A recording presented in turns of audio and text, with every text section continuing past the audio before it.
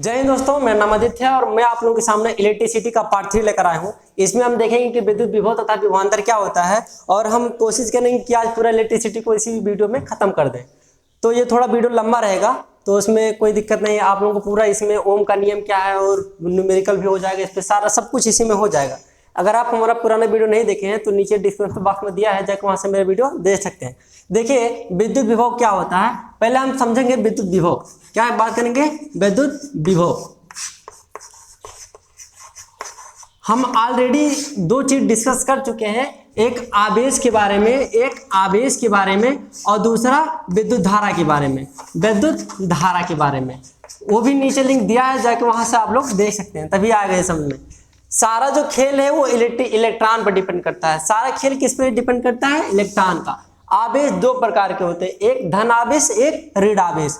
थोड़ा ये कॉन्सेप्ट ये भी क्लियर हो जाए, आप लोग ये समझिए, अगर प्लस प्लस, ये प्लस प्लस, जैसे मान लीजिए दो नेता है, राइट, दो नेता कभी आपस में पटेगा नहीं, वो दोनों मार धाड़ शुरू हो जाएगा, राइट। तो प्लस प्लस एक दूसरे से पटरी नहीं बैठता, तो क्या होगा, अगर प्लस प्लस एक दूसरे को पास लाएं तो ये दूसरे को मार करने लगेंगे, भगाएंगे।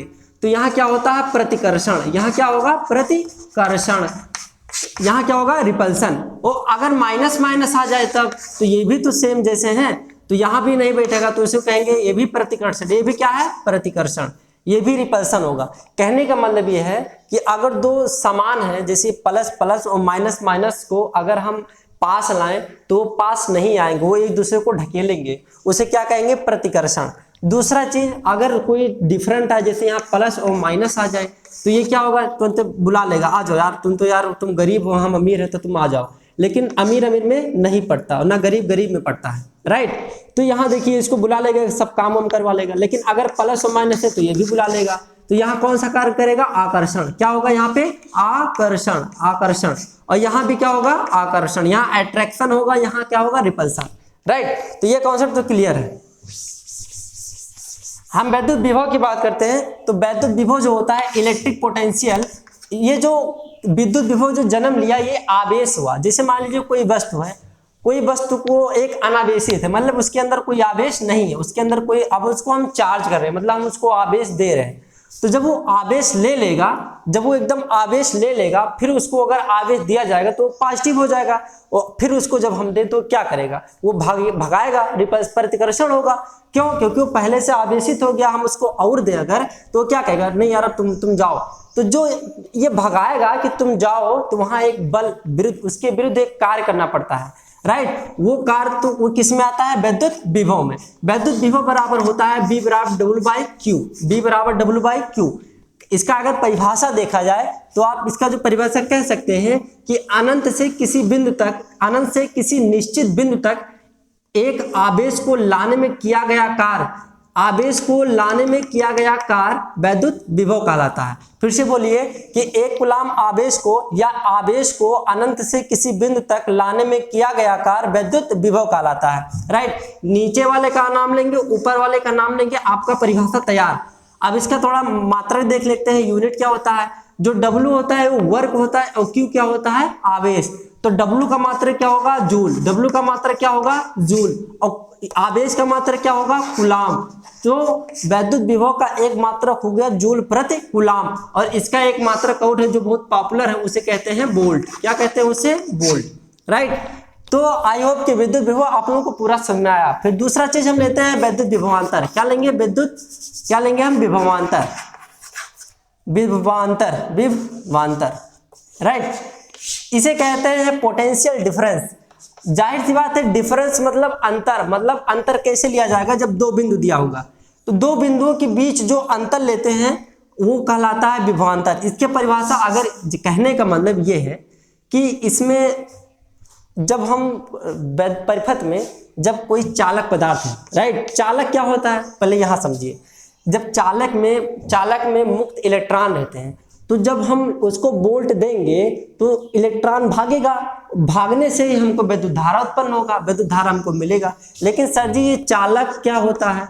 तो सुनिए, देखिए, चालक एक होता है, एक अचालक होता है और एक अर्धचालक होता है, राइट। एक अर्धचालक होता है। तो इसका हम दो दो परिभाषा बता रहे हैं। जिसमें वैद्युत धारा प्रवाहित किया जा सके उसे चालक कहते हैं, जिसमें वैद्युत धारा उत्पन्न हम नहीं कर सकते उसे अचालक कहते हैं, और अर्धचालक जिसमें थोड़ा इलेक्ट्रॉन मतलब थोड़ा धुक जाए मतलब रुक के जाए इलेक्ट्रॉन, उसे क्या कहेंगे, अर्धचालक। दूसरा परिभाषा, जिनमें मुक्त इलेक्ट्रॉन मारुकुल्य हो या ढेर सारा हो, बहुत हो, कोई दिक्कत ना हो, उसे कहेंगे चालक। और जिनमें मुक्त इलेक्ट्रॉन हो ही मत उसे क्या कहेंगे, अचालक। और जिनमें इलेक्ट्रॉन मुक्त इलेक्ट्रॉन बहुत कम हो तो उसे क्या कहेंगे, अर्धचालक। इसमें कोई दिक्कत नहीं है। यहां देखिए, जब हम विभवांतर क्या होता है, जब हम चालक में वैद्युत धारा उत्पन्न करते हैं, कैसे उत्पन्न होगा, जब मुक्त इलेक्ट्रॉन भागेंगे, पीछे से बोल्ट ढकेलेगा तो जो इलेक्ट्रॉन होता है वो भागेगा, मुक्त इलेक्ट्रॉन क्या करेगा, भागेगा। तो जो चालक के अणु हैं, देखिए हम दो तरीके से दो तरीके से स्टडी करते हैं। कोई भी ऑब्जेक्ट अगर दिया हो तो हम दो तरीके से उसको स्टडी करते हैं, एक माइक्रो पॉइंट ऑफ व्यू से, एक मैक्रो पॉइंट ऑफ व्यू। ये क्या होता है सर जी, माइक्रो MICRO माइक्रोस्कोपिक, ये माइक्रोस्कोपिक और मैक्रोस्कोपिक क्या है, देखिए मैक्रो इसका मतलब कि हम एक बड़े लेवल से देखते हैं, उसको हम ऊपर देख ले, जैसे कि हाँ ये लगता है ये फलाने बाहु है कि ये वाटर है। लेकिन अगर माइक्रोस्कोपिक कह दिया जाए तो मुझे उस अंदर जाना पड़ेगा कि पानी के अंदर क्या है, ये अणु है, ये मॉलिक्यूल है, मॉलिक्यूल में क्या हो रहा है। तो हम वहां क्या करेंगे, माइक्रोस्कोपिक MICRO मतलब सूक्ष्मदर्शी वाला, और यहाँ क्या करेंगे, बड़ा चीज देखने के लिए, राइट। तो यहां देखिए, जब कोई चालक है, अगर कोई चालक है, पीछे से बोल्ट ढकेलेगा, मुक्त इलेक्ट्रॉन भागेगा, तो ये जो चालक है, चालक के अणु इलेक्ट्रॉन से टकराएगा। ये जो इलेक्ट्रॉन है बहुत बड़ा नहीं, बहुत छोटा होगा, और ये भी बहुत छोटा है, चालक के अणु भी बहुत छोटे हैं। तो जब इलेक्ट्रॉन ये दोनों टक्कर खाएगा तो इलेक्ट्रॉन का बेइज्जती हो जाएगा, कहेगा अरे हमको कैसे तुम रोक रहे हो, तो ये लड़ेगा। तो ये इलेक्ट्रॉन कहेगा यार हमारी बेइज्जती हो जाएगा, ये इसको ढकेल के मतलब इसके विरुद्ध कार्य करना पड़ता है। जब ये इसके विरुद्ध कोई कार्य करेगा तो आता है विद्युत विभवांतर। क्या आएगा, विद्युत विभवांतर। तो इसका परिभाषा अगर देखा जाए तो ये होता है VA minus VB, VB equal to W/Q। परिभाषा कैसे होगा, नीचे वाले का नाम ऊपर वाले का नाम, आपका परिभाषा तैयार। आवेश को एक बिंदु से दूसरे बिंदु तक लाने में किया गया कार्य क्या कहलाता है, आवेश को एक बिंदु से दूसरे बिंदु तक लाने में किया गया कार्य क्या कहलाता है, विद्युत विभवांतर। अगर इसकी हम परिभाषा की बात करें तो इसका जो यूनिट होगा सेम होगा। W का मात्रक क्या होगा, जूल, वर्ग का मात्रक जूल, कार्य का मात्रक जूल, आवेश का मात्रक क्या होगा, कूलाम, क्या होगा, कूलाम। तो एक इसका मात्रक मिलेगा जूल प्रति कूलाम, और एक मात्रक जो पॉपुलर वो भी क्या होगा, वोल्ट। आई होप कि इसमें आपको कहीं कोई दिक्कत नहीं होगा। एक टॉपिक पिछले टॉपिक में बचा था सर जी, जब आप विद्युत धारा पढ़ाए थे, विद्युत धारा तो विद्युत धारा एक्चुअली में जो नापा जाता है वो अमीटर से नापा जाता है। किससे नापा जाता है, अमीटर से। इसे अमीटर से नापा जाता है। ये अमीटर क्या होता है, ये जो मान लीजिए कोई परिपथ है, राइट, ये कोई परिपथ है, इसमें एक प्रतिरोध लगा दिया। अब बताइए जो विद्युत धारा होता है वो प्लस से होकर जाएगा, माइनस से प्लस होकर जाएगा, तो ये ऐसे जाएगा।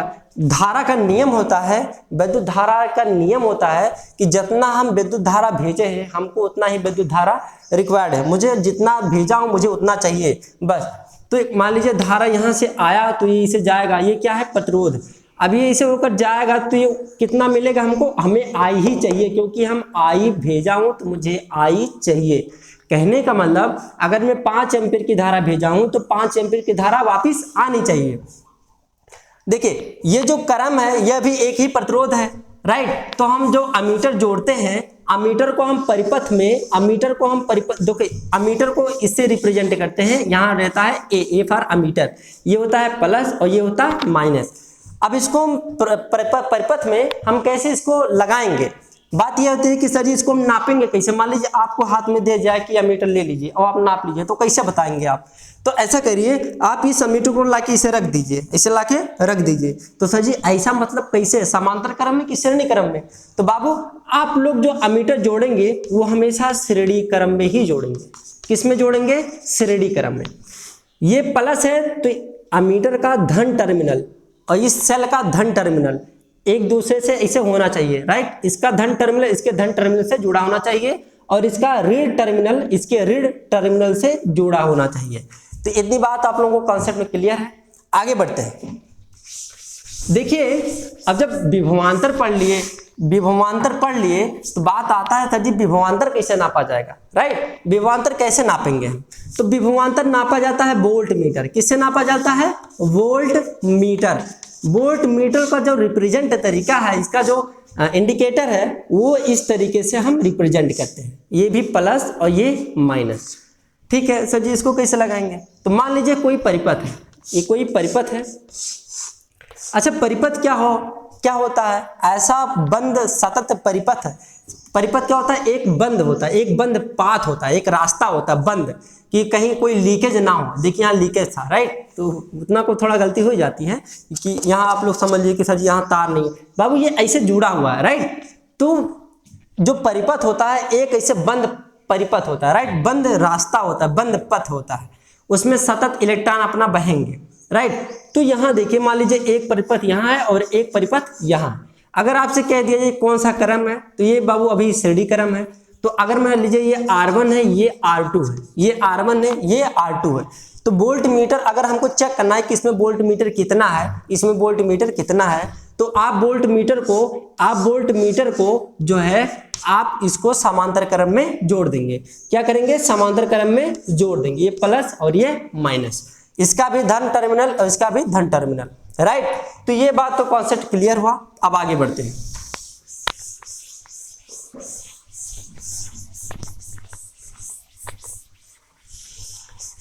देखिए जब हम विद्युत विभवांतर और विद्युत विभवांतर और विद्युत विभव हम लोगों ने समझ चुका, फिर दूसरा चीज आता है कि सर जी ये भी हो गया। तीसरा चीज आता है कि सर जी हमें संकेत बता दीजिए कि संकेत क्या होता है, राइट, संकेत क्या होता है। तो ये देखिए मान लीजिए ये किसका संकेत है? ये प्रतिरोध का है। ये किसका है? प्रतिरोध। अभी भी आप लोगों को नहीं पता होगा कि सर जी प्रतिरोध है क्या। तो प्रतिरोध का परिभाषा आप लोग सुन लीजिए। जो प्रतिरोध होता है, प्रतिरोध मतलब दुश्मन क्या करता है? आपको रोकेगा। दुश्मन क्या करता है? रोकेगा। अब ये दुश्मन, लेकिन किसका दुश्मन? वोल्ट का कि विद्युत धारा का? तो ये जो प्रतिरोध होता है ये दुश्मनी केवल विद्युत धारा से होता है। किससे होता है? विद्युत धारा से। कहने का मतलब ये, जब चालक में विद्युत धारा प्रवाहित होती है और उसको रोकना ही क्या कहलाता है? प्रतिरोध। विद्युत धारा को रोकना ही क्या कहलाता है? प्रतिरोध। विद्युत धारा को रोकना ही क्या कहलाता है? प्रतिरोध। अब थोड़ा प्रतिरोध को हम ऐसे रिप्रेजेंट करते हैं, ये क्या होता है? प्रतिरोध। दूसरा चीज कि अगर हम प्रतिरोध को ऐसे काट दें तो इसका मतलब क्या होता है? इसका मतलब होता है धारा नियंत्रक, कि धारा को नियंत्रित कर रहा हूं।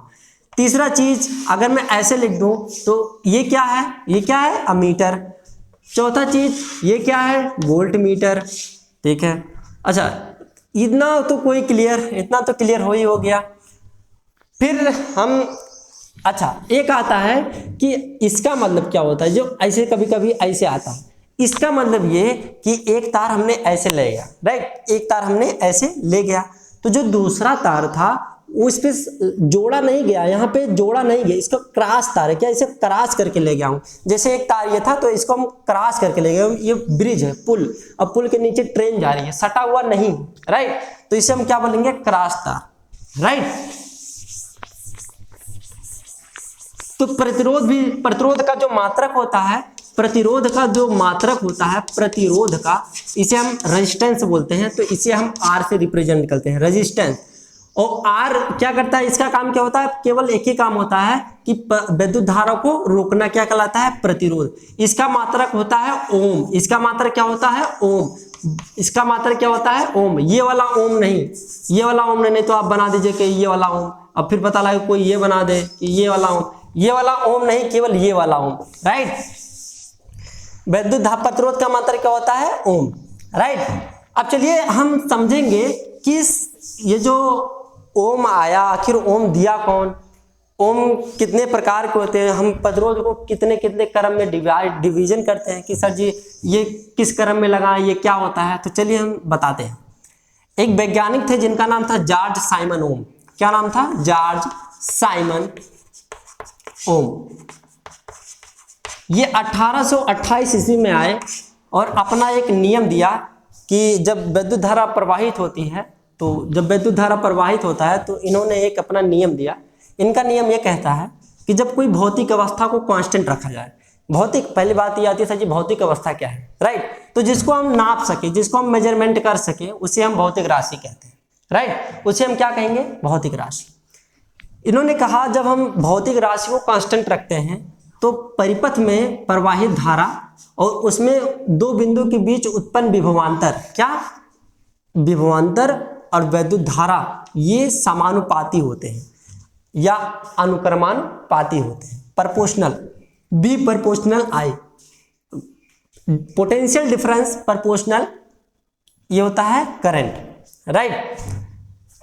अच्छा बात सर जी ये प्रोपोर्शनल मतलब क्या होता है, तो बाबू प्रोपोर्शनल तो आप क्यों इतना समझिए कि इसका मतलब होता है प्रोपोर्शनल मतलब, जैसे मान लीजिए बी प्रोपोर्शनल आई है, राइट, अगर हम विद्युत धारा को बढ़ाएं, अगर हम विद्युत धारा को बढ़ाएं, इस प्रोपोर्शनल का मतलब होता है अगर विद्युत धारा को बढ़ाएं तो ये भी बढ़ेगा, अगर इसको घटाएं तो ये भी घटेगा, इसे कहेंगे अनुक्रमानुपाती या समानुपाती, राइट। और अगर मैं यही चीज कह दूं, जैसे मान लीजिए कोई बल है, F बराबर क्या होता है M A, right, M A, मान लीजिए ए को हटा देने कुछ देर के लिए, अब मैं कह दूं कि F बराबर क्या होता है एम ए को हटा दिया, अगर मैं कह दूं यहाँ कोई प्रोपोर्शनल आया, बराबर का मतलब आप इसे समझिए, प्रोपोर्शनल का मतलब बराबर, अगर m को बड़ा करें, या m मतलब क्या होता है मास, अगर हम मास जितना बड़ा करेंगे फोर्स उतना ज्यादा लगाना पड़ेगा, अगर मास हम कम रखें, जैसे मान लीजिए एक इसको ढकेलना आसान है और इसको मान लो दोनों को ढकेलना है,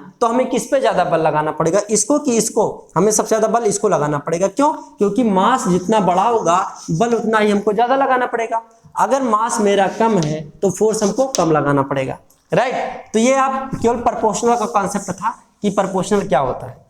दूसरा चीज आप ये व्युत्क्रमानुपाती समझिए, जैसे मान लीजिए कि व्युत्क्रमानी मतलब जैसे होता है कि आप लोगों ने इंटर में जब जाएंगे पढ़ने या छोटे ही क्लास में, बी बराबर क्या होता है डब्ल्यू बाई क्यू, बी बराबर क्या होता है डब्ल्यू बाई क्यू। इसका मतलब ये कि अगर हम डब्ल्यू को गायब कर दें, डब्ल्यू को गायब कर दें, तो इसका मतलब ये है कि अगर हम आवेश को बढ़ाएं, अगर हम आवेश को बढ़ाएं, यहाँ बराबर मतलब क्या समझिए कि व्युत्क्रमानुपाती प्रोपोर्शनल का चिन्ह, इसका मतलब ये बटे में है, ये कहाँ पे है नीचे, अगर हम इसको बढ़ाएं तो ये मेरा घटेगा, इसको हम बढ़ाएं तो ये मेरा घटेगा, और यहाँ क्या था अगर बराबर हो तो ये इसको बढ़ाएं तो ये भी बढ़ेगा, इसको घटाएं तो ये भी घटेगा, इसे कहेंगे समानुपाती या अनुक्रमानुपाती। और ये क्या पढ़ेंगे व्युत्क्रमानुपाती कि बी व्युत्क्रमानुपाती 1/q, क्यू क्या है आवेश, अगर हम आवेश को बढ़ाएं तो विभवांतर घटेगा, वोल्ट क्या होगा घटेगा, अगर इसको हम घटाएं तो इसका क्या होगा बढ़ेगा, अगर इसको घटाएं तो इसका क्या होगा बढ़ेगा।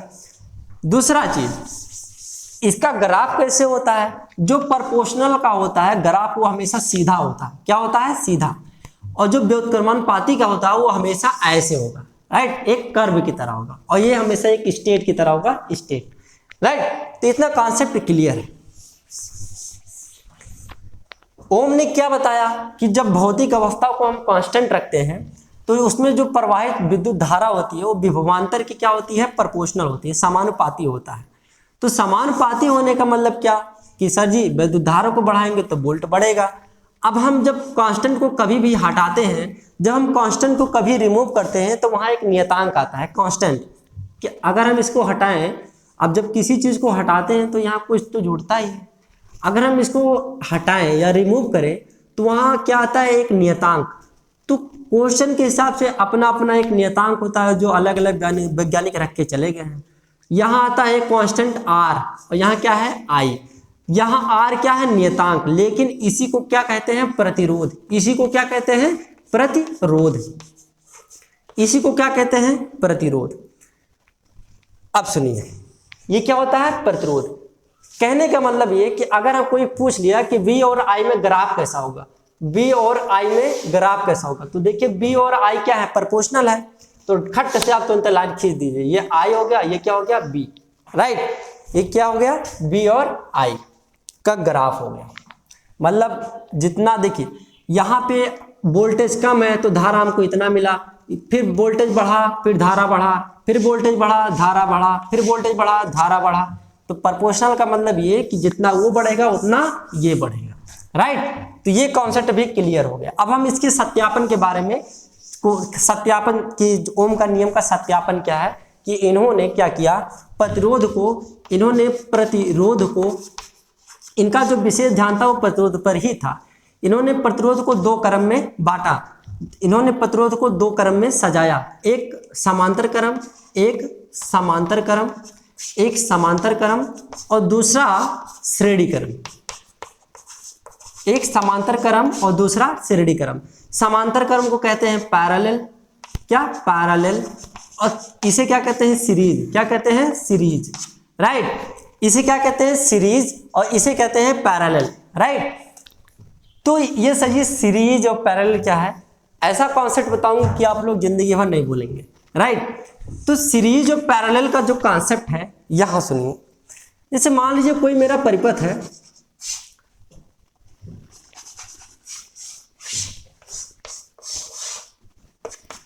जैसे मान लीजिए कोई परिपथ है, राइट। अब आप इसमें केवल धारा को भेजिए, किसको भेजिए, धारा को भेजिए। आज जब धारा इसे जाएगी तो यहाँ कितना सड़क है, मतलब अगर इसको हम कह दें आप ही जाइए, आप ही, मैं धारा हूं, मैं क्या हूं, धारा। अगर मैं इसी पे खड़े हो जाऊं, यहाँ पे मैं जाऊंगा तो यहाँ एक का रास्ता है, कितना रास्ता है, एक। भले ये उबड़ खाबड़, ये क्या उबड़ खाबड़, तो क्या रास्ता मैं भूल जाऊंगा, नहीं। तो इसे जाएंगे कुटुक कुटुक करके, फिर आएंगे इसे। मतलब कहने का मतलब ये कि जो धारा जाएगा वो कंफ्यूज ना हो कि हमें कहाँ जाना है, यहाँ एक रास्ता हो। अगर वैद्युत धारा एक रास्ता है तो वैद्युत धारा कहीं कंफ्यूज नहीं होगी, वैद्युत धारा कंफ्यूज नहीं होगी कि यार एक का रास्ता है हम चले जाएंगे। तो जहाँ धारा कंफ्यूज ना हो, जहाँ धारा बटे ना, उसे कहते हैं श्रेणी क्रम। उसे क्या कहते हैं, श्रेणी क्रम। उसे क्या कहते हैं, श्रेणी क्रम। समांतर क्रम क्या है, ये जैसे मान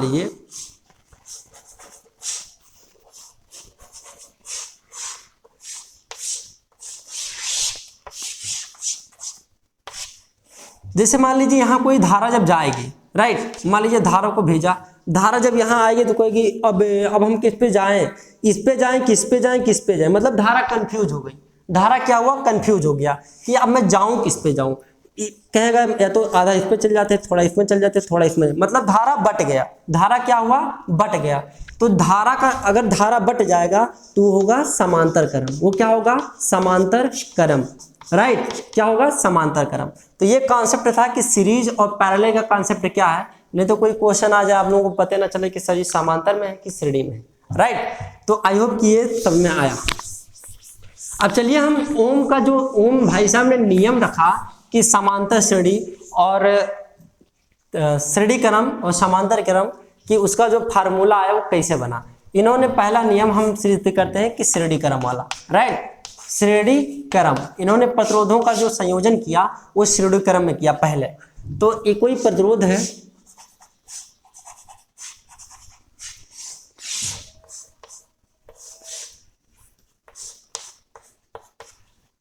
जब ये क्या है, बैटरी, इसका धन टर्मिनल है और इसका क्या है, ऋण टर्मिनल, राइट। अब ये इसे जाएगा धारा, ये क्या जाएगा, धारा। अब बताइए धारा को जाने के लिए क्या धारा बटेगा कि नहीं, सर जी नहीं बटेगा। क्यों, क्योंकि एक ही रास्ता है। धारा जाएगा घूमते हुए आएगा तो ये चला जाएगा, मतलब धारा बटा नहीं। तो यहाँ धारा जो है ये समान है, क्या है, धारा समान है।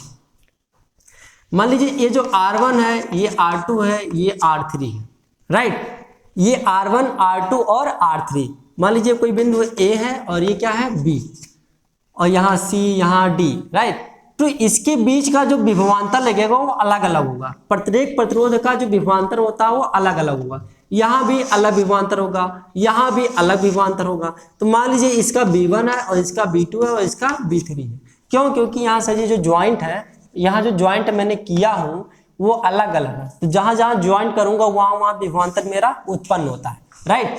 देखिए यहाँ पे B1, यहाँ R1, यहाँ B2, यहाँ R2, यहाँ B3, यहाँ R3। अब देखिए जो ओम का नियम था, B बराबर क्या था, IR। B बराबर क्या था, IR। B बराबर IR। वो I जो है सभी जगह क्या है, समान है। तो मान लीजिए B1 पर, यहाँ पे जो B1 पे क्या मिलेगा हमको, IR1। क्यों सर जी I1 क्यों नहीं हुआ, क्योंकि I सभी जगह सेम है। दूसरा अगर B2 ले तो वहां क्या मिलेगा IR2, अगर B3 ले तो वहां क्या मिलेगा IR3। अब मैं कह दूं कि इसका तुल्य विभवांतर कितना है, मतलब A से लेकर B तक, तो मान लीजिए तुल्य विभवांतर कितना है B। अब B बराबर क्या होगा B1 plus B2 plus B3। देखिए अगर हमको यहां से यहां तक जाना है तो क्या करेंगे, ये जोड़ेंगे प्लस ये जोड़ेंगे प्लस ये जोड़ेंगे तभी तो यहां पहुंचेंगे। तो हम कहेंगे सर जी B1 plus B2 plus B3, right. अब B1 का वैल्यू रख दीजिए IR1 plus IR2 plus IR3। हमने क्या किया I कॉमन ले लिया तो R1 plus R2 plus R3। अब B बराबर क्या होता है, तुल्य प्रत्यय होता है IR, I कट गया तो R बराबर क्या होगा R1 plus R2 plus R3, right. ये कॉन्सेप्ट मेरा किसका था, ये जो फार्मूला निकल के आया ये श्रेणी क्रम का फार्मूला है। अब दूसरा हम चेक करेंगे कि समांतर क्रम क्या होता है, राइट। समांतर क्रम को हम कैसे प्रूव करेंगे। श्रेणी क्रम का फार्मूला क्या होगा, ये डायरेक्ट ऐसे जुड़ जाएगा, वो क्या होगा श्रेणी क्रम में, लेकिन धारा सब में समान होगा। अब यही प्रतिरोध को हम लेते हैं समांतर क्रम में। तो एक मान लीजिए एक प्रतिरोध ऐसे है, ऊपर है R1,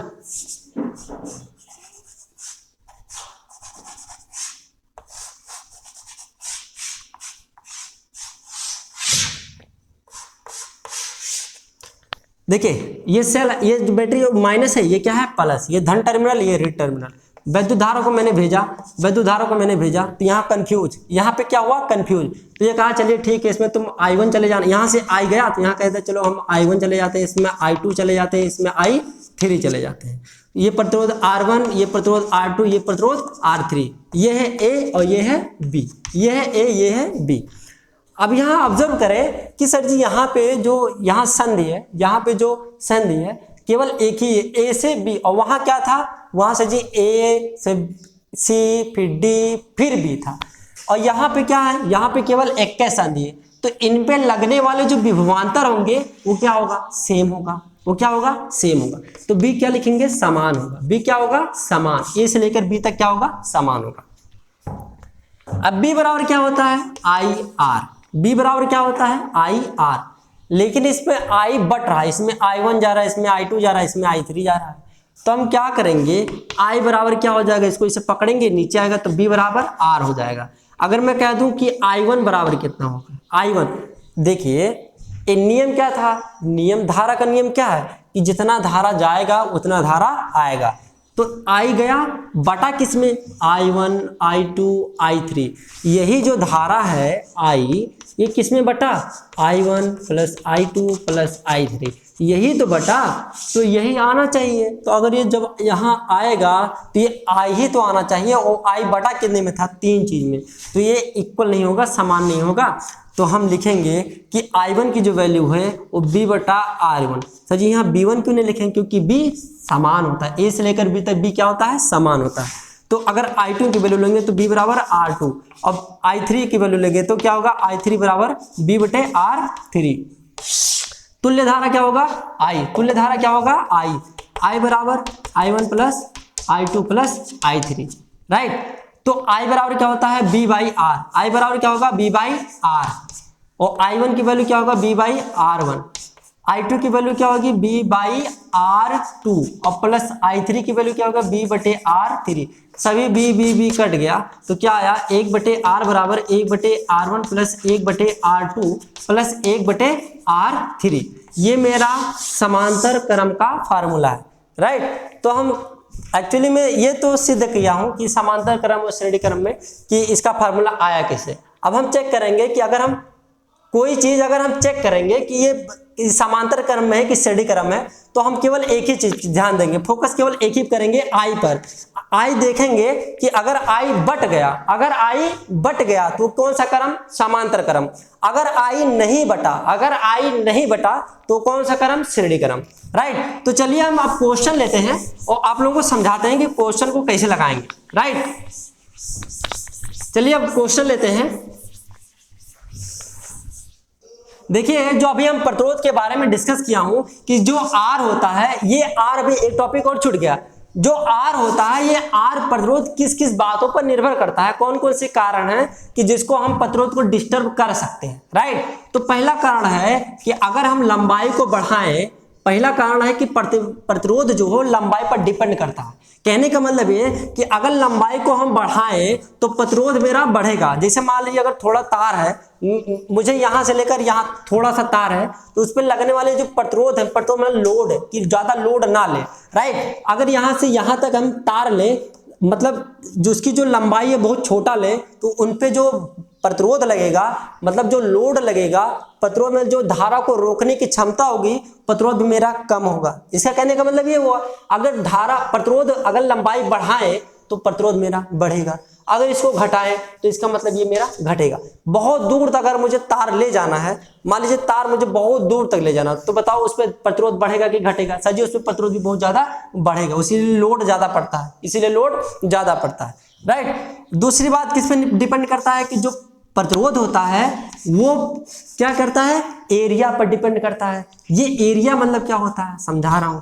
ये एरिया मतलब आप लोग जानते होंगे कितना बड़ा एरिया है, छोटा सा एरिया है कि बड़ा सा एरिया है, राइट। तो आपसे कह दूं कि अगर कोई तार है, क्या अगर कोई तार है, क्षेत्रफल आप कैसे निकालते हैं, लंबाई गुणे चौड़ाई।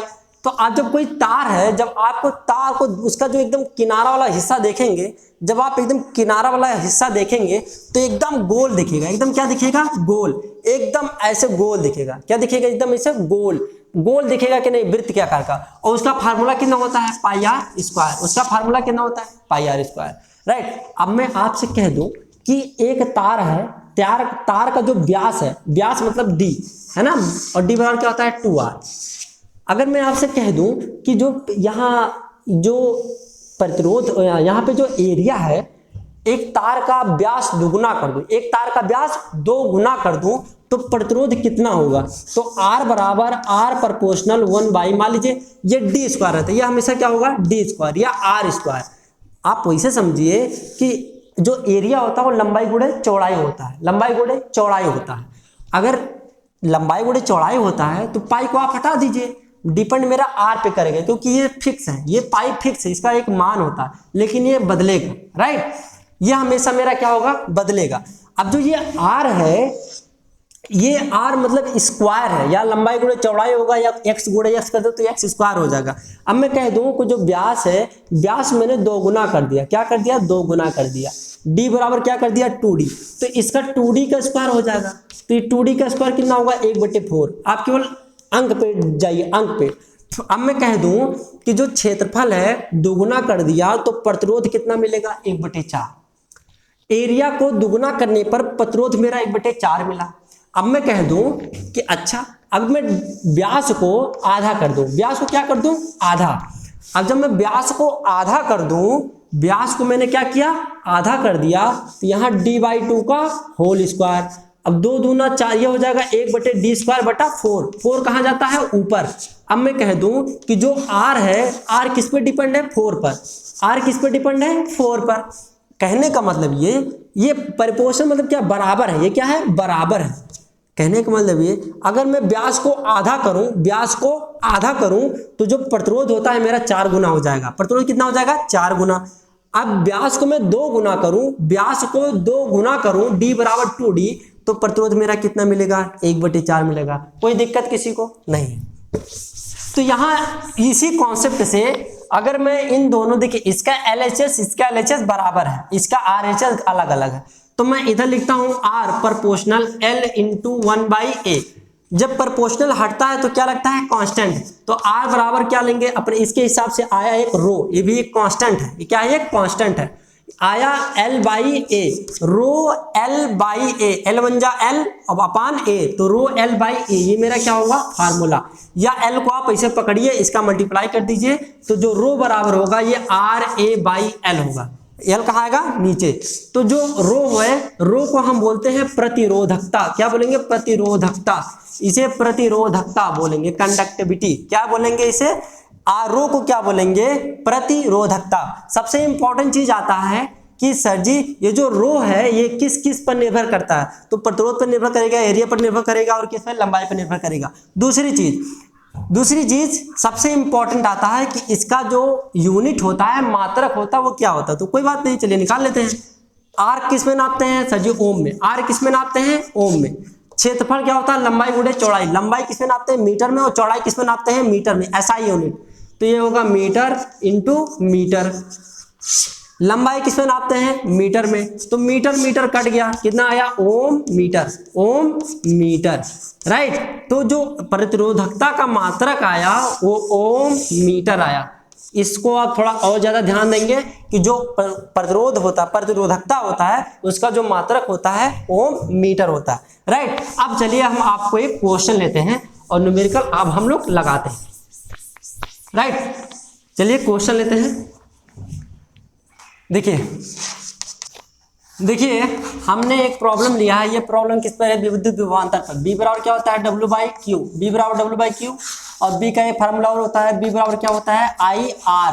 तो दो फार्मूला हम लोगों ने डिस्कस कर दिए। ये कहाँ से आया? ओम के नियम से। ये कहाँ से आया? विद्युत विभवांतर के नियम से। विद्युत विभवांतर से आया बी बराबर डब्ल्यू बाई क्यू। इसका मात्रक क्या होता है? वोल्ट। इसका मात्रक क्या होता है? वोल्ट। इसका मात्रक क्या होता है? वोल्ट। आर का मात्रक क्या होता है? ओम। आई का मात्रक क्या होता है? धारा। मतलब आई का मात्रक क्या होता है? एम्पियर। आप क्वेश्चन पर ये कह रहा है, हम लोग जो फोकस करेंगे, ज्यादातर हम लोग जो फोकस करेंगे वो यूनिट पे करेंगे। किस पे करेंगे? यूनिट पर। कह रहा है 1.5 वोल्ट के सेल का आंतरिक प्रतिरोध 0.5 ओम है। इस सेल द्वारा प्राप्त अधिकतम धारा क्या निकालना है? धारा मतलब आई। क्या निकालना है? आई। वोल्ट दिया है बी का मान दिया है वोल्ट। तो बी बराबर कितना है? 1.5 वोल्ट। क्या दिया है? 1.5 वोल्ट। आंतरिक प्रतिरोध मतलब आर का मान कितना दिया है? आर का मान कितना दिया है? 0.5 ओम। पूछ क्या रहा है? आई। तो आई बी आर का संबंध ओम के नियम है भाई साहब। यहाँ बी बराबर क्या होता है? I R. तो बी बराबर क्या होगा? I R. मुझे निकालना क्या है? आई। तो आई इक्वल टू क्या होगा? B by are. बी का मान कितना है? 1.5 और आर का मान कितना है? 0.5। दशमलव से दशमलव कट गया तो 5 या 15 कितना आ गया? 3.0 एम्पियर। कितना आएगा? 3.0 एम्पियर, राइट। दूसरा क्वेश्चन देखते हैं। कह रहा है एक बल्ब 220 वोल्ट पर 2.2 एम्पियर धारा लेता है। भाई ये ज्यादा बल्ब है, ज्यादा वाट का बल्ब है, ये ज्यादा बल्ब है तो ज्यादा एम्पियर लेगा। अब कह रहा है 110 वोल्ट पर यह बल्ब कितनी धारा लेगा? तो आप बताइए, इसमें दिया है वोल्ट, सॉल्व करिए। इसका जो मान दिया है वोल्ट का, इस पे फिलहाल इसके लिए, इस बल्ब के लिए जो वोल्ट है वो कितना है? 220 वोल्ट। ठीक है सर जी, ठीक है। एम्पियर कितना है? आई जो है 2.2 है। आई कितना है? 2.2 एम्पियर। यहां से आप आर निकाल लीजिए। आर बराबर क्या होगा? आर बराबर क्या होगा? आप आर को मुनिए बी बाई आई। क्या होगा? B by I. B by I. तो बी का मान कितना है? बी का मान 220 और जो आई का मान है 2.2 एक जीरो से यहां कर दीजिए और एक जीरो से यहां, जब जीरो से 10 से मल्टीप्लाई कर देंगे तो ये दशमलव खत्म। जो 22 सेकंड में 22 और बस 22 कट गया, राइट। ये दशमलव खत्म। ये आया 100। कितना आया? 100 ओम। मेरा जो आर का मान मिला, वो कितना मिला? 100 ओम। और कह रहा है कि 110 वोल्ट पर यह बल्ब कितनी धारा लेगा? मतलब क्या पूछ रहा है? आई। क्या पूछ रहा है? आई। और इसके लिए, किसके लिए? 110 वोल्ट के लिए। तो बी बराबर कितना है? 110 वोल्ट। कितना है? 110 वोल्ट। हमें क्या निकालना है? आर का मान दिया है कितना है? 100 ओम। अभी निकाल लिया हूं। क्या पूछा है? आई। आई बराबर क्या होता है? B by R. तो बी का मान कितना है? बी का मान कितना है? 110। आर का मान कितना है? 100। 2 जीरो है तो दशमलव के बाद 2 जीरो लगा दिए तो कितना आया? 1.10, राइट। कितना आया? 1.10। क्या? एम्पियर। आई का मान कितना मिलेगा? एम्पियर। अब चलिए 2-3 क्वेश्चन और उठाते हैं। देखिए हमने एक क्वेश्चन लिया। कह रहा है ये किस पर है? प्रतिरोधकता पर। ये किस पर है? प्रतिरोधकता पर। प्रतिरोधकता का फार्मूला क्या होता था? रो बराबर क्या होता है? रो बराबर क्या होता है? R A by L. R A by L. अभी को निकाला हूं। प्रतिरोधकता का मात्रा क्या होता है? ओम मीटर। और प्रतिरोधकता का जो फार्मूला होता है वो आर ए बाई एल होता है, right. R A by L होता है। कह रहा है एक तार की लंबाई 1 मीटर है। एक तार की लंबाई कितनी है? 1 मीटर। हमें जो एल की वैल्यू है कितना है? 1 मीटर। ठीक है। कह रहा है उसका जो व्यास है 0.2 mm का है। 0.2 mm का है। व्यास कितना है? 0.2 mm का है, राइट। तो जो व्यास है ये d क्या है, व्यास d, जो व्यास है वो कितना है 0.2 mm। अब आप बताइए जब mm है, अगर mm को मीटर में बदलें, जैसे एक मीटर बराबर कितना होता है, 1000 mm होता है, राइट। 1 मीटर बराबर 1000 मिलीमीटर। तो मैं कह दूं कि 1 मिलीमीटर को मीटर में बदलो तो ये 1000 उठ के यहाँ आ जाएगा, तो ये हो जाएगा 1/1000 मीटर, राइट। तो जो d का मान होगा, ये d का मान होगा 0.2 इंटू 10⁻³ क्या हो जाएगा, मीटर। क्या हो जाएगा, मीटर। लेकिन ये है व्यास, ये है व्यास। और मैंने आप लोगों को पहले ही बता चुका हूं कि अगर इस क्वेश्चन में जो भी हम लेंगे वो तार कैसा होता है, गोल, तो उसका जो एरिया होगा, गोल चीज का एरिया सर्कल का क्या होता है, वृत्त का क्षेत्रफल, पाई आर स्क्वायर। ये क्या है, व्यास। व्यास बराबर क्या होता है, 2r। क्या होता है, 2r। तो त्रिज्या कितनी होगी, क्योंकि हमें त्रिज्या चाहिए, तो इसका आधा कितना होगा, 0.1 गुणे 10⁻³ मीटर, राइट। हमें L की वैल्यू दिया है 1, R की वैल्यू मिल गया। पूछा क्या है, R का मान भी मान दिया हुआ। R का मान कितना है, 10 ओम। R का मान कितना दिया है, 10 ओम।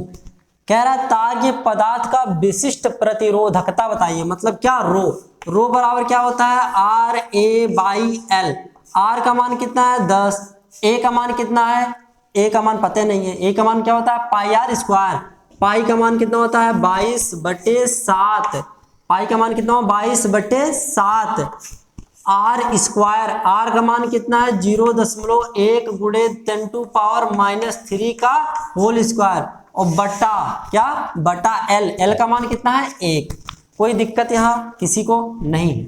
अब आगे बढ़ते हैं। देखिए जहां 1 है कोई मतलब नहीं है, तो ये हो जाएगा 10 इंटू 22/7 इंटू 0.1 इंटू 0.1। देखिए स्क्वायर है तो इसको हम 2 बार लिखते हैं, और इसका कितना हो जाएगा 10⁻⁶। इसका जब करेंगे तो इसका मान आता है 3.14। कितना आता है, 3.14। और इस दशमलव से ये 10 कट गया, इस दशमलव से एक 10 कट गया, तो ये आया 3.14 गुणे 0.1 इंटू 10⁻⁶। इस दशमलव को खाने के लिए, उड़ाने के लिए हम क्या करेंगे, 10 से ऊपर नीचे गुणा कर देंगे। तो इस 10 से तो ये 10 कट गया, 1 आ जाएगा, और ये 1 0 ऊपर जाएगा तो -1 हो जाएगा। तो -1 और -1 कितना हो जाएगा, -7। तो ये 3.14 गुणे 10⁻⁷। ओम का मात्रक क्या होता है, प्रतिरोधकता का मात्रक क्या होता है, ओम मीटर, राइट। तो ये आया मेरा आंसर। दूसरा क्वेश्चन देखते हैं, बहुत ही इंपॉर्टेंट क्वेश्चन है। कह रहा है एक चालक तार का प्रतिरोध 10 ओम है। जो एक तार है, मान लीजिए एक तार मेरा इतना बड़ा है, इसका जो प्रतिरोध है मान लीजिए R, इसका है 10 ओम। कितना है, 10 ओम। कह रहा है इस तार को खींचकर, इस तार को पकड़ के इसे खींच दिया, तो ये तार जब खींचेंगे तो बड़ा हो जाएगा, राइट। इसकी जो लंबाई थी मान लीजिए L, और जब खींच के दोगुना कर देंगे, जैसे मान लीजिए इसका 2 था, अब खींच के दोगुना कर देंगे तो 4। अब जब ये L था, ये कितना हो जाएगा, 2L। पूरा कितना हो जाएगा, 2L। L ये भी था, ये भी, तो कितना हो जाएगा, 2L। पूरी लंबाई कितनी हो जाएगी, 2L। जब तार को खींच देंगे तो इसकी लंबाई कितनी हो जाएगी, 2L। लेकिन उसके साथ साथ जब ये पतला होगा तो इसका जो व्यास था मोटा होगा, लेकिन यहाँ पे क्या होगा, पतला हो जाएगा, और इसकी लंबाई जो है दुगनी हो गई। ठीक है, कह रहा है कि दुगना हो गया तथा अनुप्रस्थ क्षेत्रफल को आधा कर दिया जाए। इसका क्षेत्रफल a था और इसका क्षेत्रफल मतलब आधा, मतलब क्या, मतलब इसका जो व्यास था बहुत कम हो गया, देखिए पतला हो गया।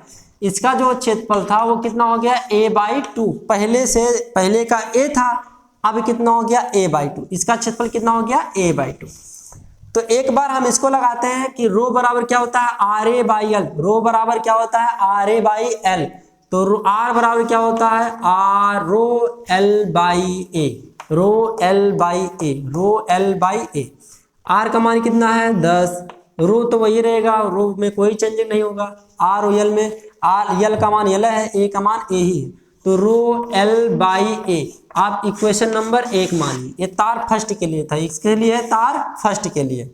अब दूसरे तार पे आइए, इसकी जो लंबाई थी 2l हो गई। ज्ञात क्या करना है मुझे, प्रतिरोध ज्ञात करना है। क्या कह रहा, प्रतिरोध बताओ कितना होगा। तो इसका प्रतिरोध देखिए कितना होगा, मान लीजिए r डैश। r डैश बराबर क्या होता है, rho L by A, rho L by A. L का मान कितना हो गया यहाँ पे 2l, एल का मान कितना हो गया 2l, और जो क्षेत्रफल वो कितना हो गया a by two, A by two. Two ऊपर जाएगा, टू कहाँ जाएगा, ऊपर जाएगा, तो ऊपर जो होगा तो 2 दूना 4 हो जाएगा। तो ये होगा रो 4l by A, right. r dash की वैल्यू कितना आएगा, इसे समीकरण नंबर 2। ये तार 2 के लिए है, ये तार 2 के लिए है। ये समीकरण नंबर 2 और ये समीकरण नंबर 1। अब हम लिखेंगे समीकरण 1 व 2 से। समीकरण 1 और 2 को मद्देनजर रखते हुए जब आप देखेंगे तो रो एल ए का मान कितना है 10, रो एल बाई ए का मान कितना है 10। तो हम जब r डैश की जो वैल्यू निकालेंगे, r डैश किसका, जो तार खींच के बढ़ा दिया हूं, तो r डैश बराबर क्या होगा 4 इंटू रो एल बाई ए का मान कितना है 10। तो ये कितना हो जाएगा 10 चौक 40 ओम। ये कितना हो जाएगा 10 चौक 40 ओम। तो ये मेरा आ गया इसका आंसर। अब चलिए 2-3 प्रॉब्लम और लेते हैं।